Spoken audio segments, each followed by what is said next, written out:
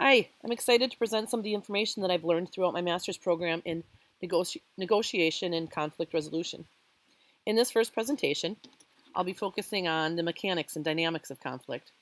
I've used a number of references, and you'll hear me talk about Bernie Mayer, who wrote the book The Dynamics of Conflict, and Craig Rundy and Tim Flanagan, who have written, among other things, Building Conflict Competent Teams and Developing Your Conflict Competence.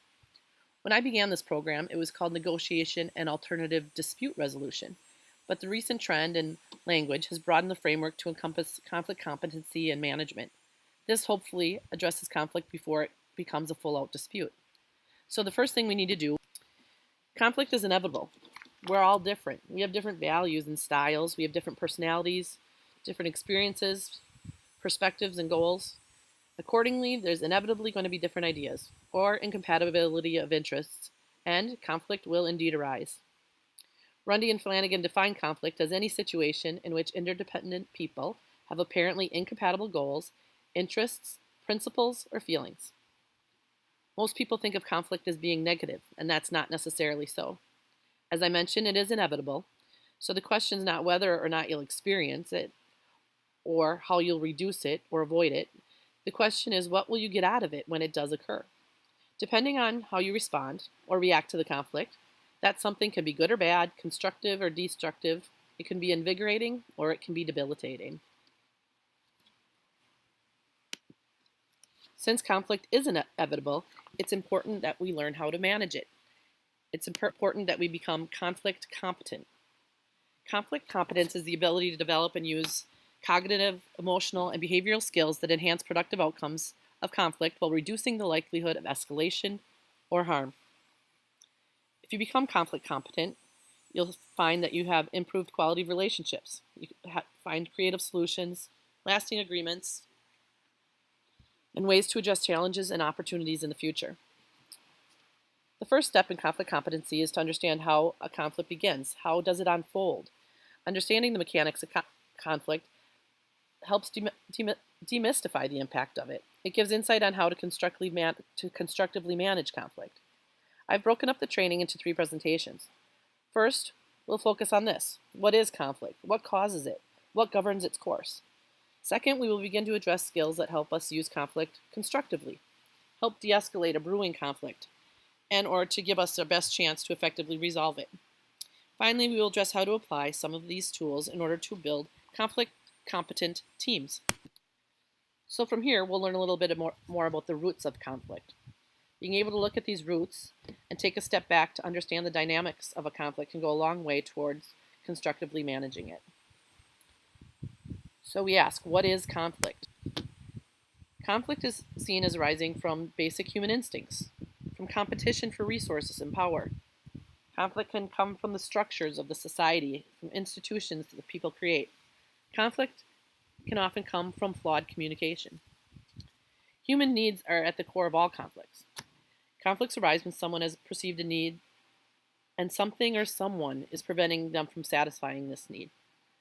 Along with these needs, there are a number of contextual factors that help to define and generate a conflict, things that are outside the need or add to the need, and in order to address the core needs, we need to look at these factors as well. These contextual factors or sources of conflict include communication, emotions, values, structure, and history. Looking at all of these factors will help us understand conflict and how and why it's unfolding the way it is. Bernie Mayer developed a framework that sets out the core needs and provides a tool for analyzing the conflict. As you look at the wheel, you'll see that needs are at its very core. Human needs drive people's actions, including their engagement in conflict. Since people engage in conflict because of their needs, it cannot be resolved unless these needs are addressed. There's a continuum of human needs. There's the most basic survival needs. There's interests and identity needs. Survival needs are, as I mentioned, basic and somewhat self-explanatory. Food, shelter, health, and security. Some examples I can think of where survival needs could be a source of workplace conflict is maybe where a conflict might have an impact on someone's job security or pay. Maybe health comes into play. Health issues could create a conflict in that they prevent somebody from accomplishing a task or a goal that they were meant to accomplish. Next, there's the mid-range needs, which are interests. These motivate the bulk of people's actions. And as such, they tend to drive us in most of our conflicts. So we should look here first when we're trying to understand a conflict. Interests can be short-term, long-term, individual, group, outcome-based, or process-based. There are three general categories of interests. We have substantive interests, which are concerns about tangible benefits. We have procedural interests, concerns about a process for interacting, a process for communicating or decision-making. And there are psychological interests. These are interests on concerns about how we're treated, respected, or acknowledged. Focusing on interests versus positions is important when addressing conflict and can often be a key to its de-escalation or resolution. And we'll address these more in the second presentation. Finally, we have identity-based needs. People's needs to preserve a sense of who they are and what their place in the world is. The need for meaning, establishing a purpose for one's life, existence, and actions. We have a need for community, the aspect of our identity that drives from feeling connected with groups and with which we can identify and feel recognized. There's the need for a different kind of connectivity, intimacy. It involves wanting to be special, unique, or important to others. And on the flip side, autonomy, the need for a sense of independence, freedom, and individuality.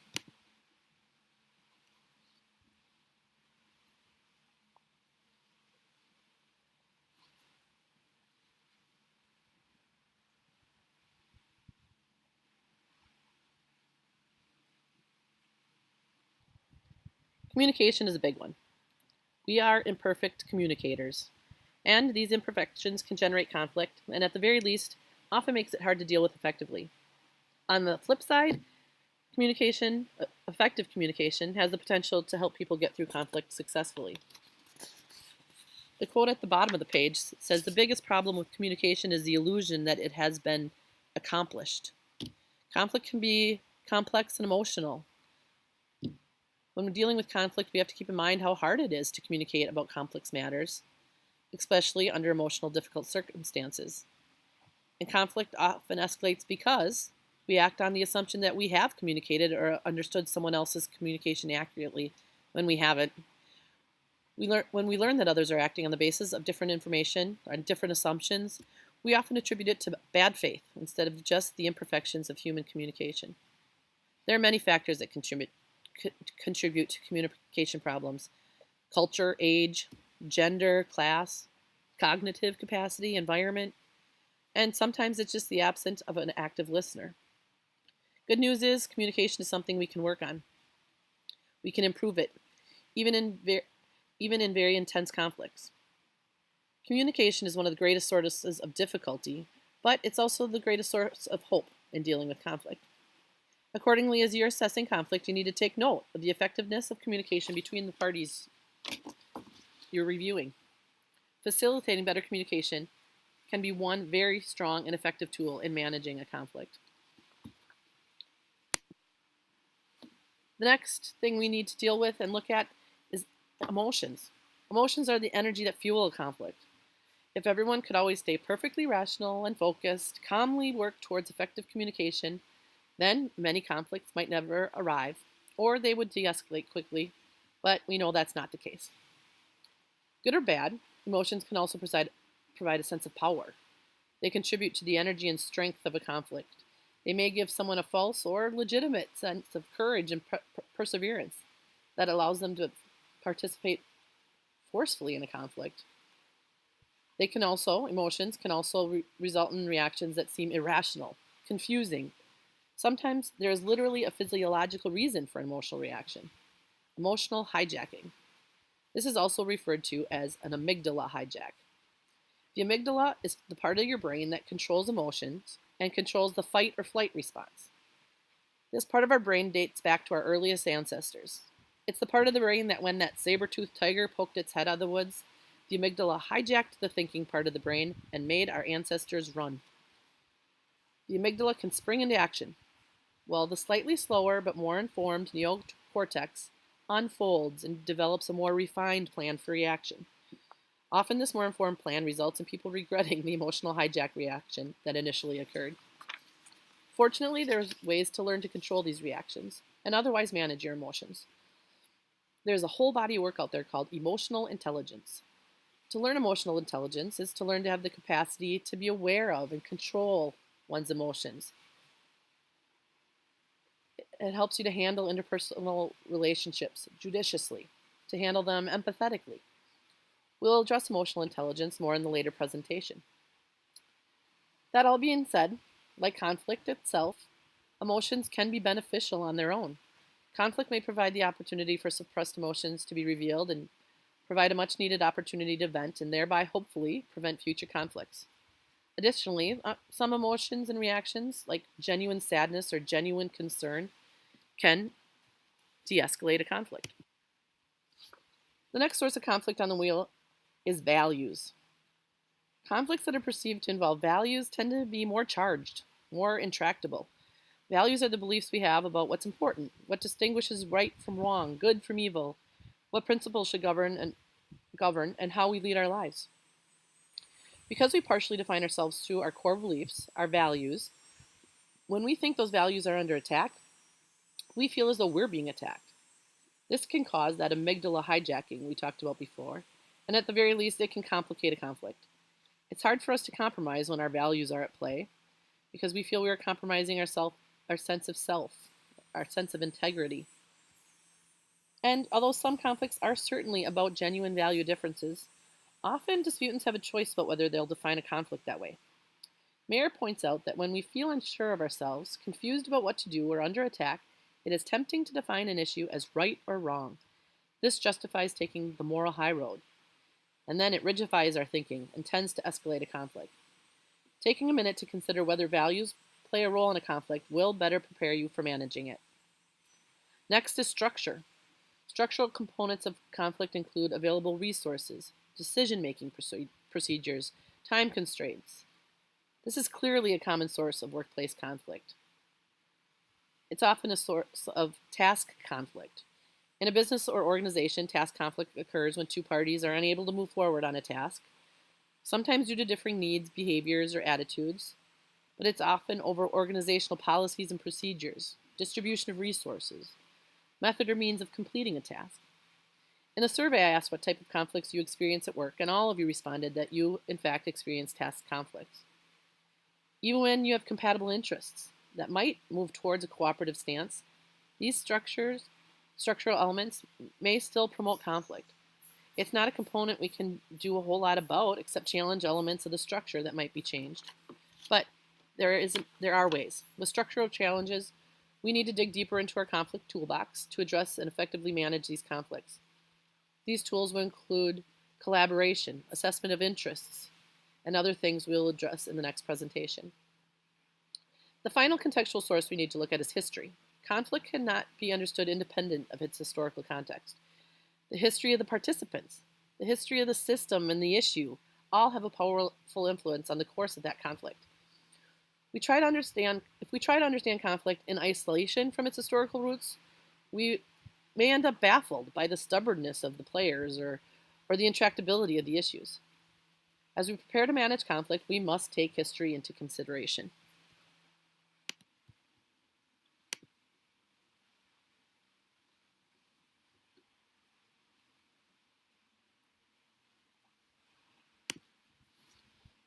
On the outer ring of the wheel of conflict, we see other dynamics that cut across all 5 of the sources on the wheel, and these should be considered when analyzing each source. These are culture. The first one is culture. It can affect conflict because it's embedded in a person's communication style, their history. It affects their way of dealing with emotions, their values, and the structure within which the conflict occurs. There's also power to be considered. Power can be embedded in the structure, but it can also affect personal style and interpersonal interactions, which may then affect communication, values, and emotions. If there's a power imbalance, if there's someone in a higher level of power, oftentimes their personal style or interpersonal interaction can exacerbate a conflict because of the way they communicate or the emotions of the person that they are working with. Same with personality. It's a broad concept, but again, It can be embedded in communication, values, and emotions of the conflict participants. And finally, there's data. Although not a source of conflict, I think how data is handled and communicated can oftentimes exacerbate a conflict. So considering the elements on the wheel to assess a conflict you're in or one that you're managing should provide insight concerning the conflict. This conflict preparation should pay off. Runde and Flanagan, the authors of Developing Your Conflict Competence, state that in nearly all the cases they look at, they find that those who are best prepared for conflict have the best outcomes, the fewest issues, and the most satisfying relationships with their conflict partners. So again, unfortunately and obviously, not all conflict can be diverted or resolved immediately. After you've taken a few minutes to assess the conflict, you'll want to continue to pay attention to the course of that conflict. There are a number of factors to be aware of that can lead to or indicate an escalation in the conflict. Being aware of these features and taking a few minutes to consider whether they're present or playing a role can help stop the conflict escalation. Conflict changes as it escalates, and here are 5 transformations that are warning signs that the conflict is getting worse. Light to heavy. The parties' efforts to get their way start with light influences, ingratiating overtures, persuasive arguments, guilt trips, but then transfer and progress to heavy threats and irrevocable commitments. There's the conflict that started small, but as it progresses, it begins to mushroom. The issues get bigger. The parties become increasingly absorbed in the struggle and commit more resources towards the conflict in order to prevail. There's the specific conflict. It starts with very specific issues, but then they tend to give way to general issues and overall relationships of the party deteriorates. What were small concrete complaints turn into all-encompassing positions, and by the general intolerance of the other party. Then there's a conflict that starts out with a party just initially simply trying to do well for themselves, not really having any regard for how the other party is doing. But if that other party is getting in the way of them doing well for themselves, the conflict may escalate. It can be taken over by a clear competitive objective. Now doing well means outdoing the other. And then finally, it may shift again, and the objective may become to hurt or harm the other person. Then finally, there's a conflict that starts out with just a few people, maybe even just 2. But as it escalates, if the one party is unable to get their way, they may see it in their best interest to get others to band together to get what they want. Again, these are examples of behaviors to be cognizant of as warning signs that a conflict is escalating and additional intervention may be appropriate or necessary. On the final slide, we see some other things to be cognizant of in dealing with conflict. One is attribution, and the other is entrapment.